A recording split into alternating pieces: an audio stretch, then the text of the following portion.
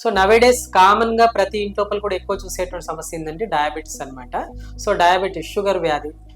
ఒకప్పుడు ఏంటంటే నడి వయసులో ఈ సమస్య వచ్చేది కాదు, వయసు పైబడిన తర్వాత మాత్రమే ఈ సమస్య చూసేవాళ్ళం. ఇప్పుడు వయసుతో సంబంధం లేకుండా నడి వయసు లోపల 25-30 ఏజ్ గ్రూప్ లో కూడా ప్రీ డయాబెటిక్ కండిషన్ డయాబెటీస్ అనేది ఎక్కువ చూస్తున్నాము. మనం తీసుకున్నటువంటి ఆహారపు అలవాట్లు అండ్ ఎక్కువ స్మోకింగ్ చేయడం, ఆల్కహాల్ ఎక్కువగా ఉండడం, దాంతో పాటు సెంట్రల్ ఒబేసిటీ, పొట్ట చుట్టూ కొవ్వు పేరుకుపోవడం, ఫిజికల్ యాక్టివిటీ ప్రాపర్ గా లేకపోవడం వల్ల డయాబెటీస్ సమస్యలు అనేది పెరిగిపోతూ ఉన్నాయన్నమాట. సో డయాబెటీస్ వచ్చే కంటే ముందే దానికి చక్కటి ఆహార నియమాలు పాటిస్తూ రెగ్యులర్ గా వాకింగ్ చేసుకుంటూ శరీరం యొక్క బరువు అనేది అదుపులో ఉంచుకున్నట్లయితే షుగర్ లెవెల్స్ అనేది కంట్రోల్లో ఉంచుకోవడానికి అవకాశం ఉంటుంది.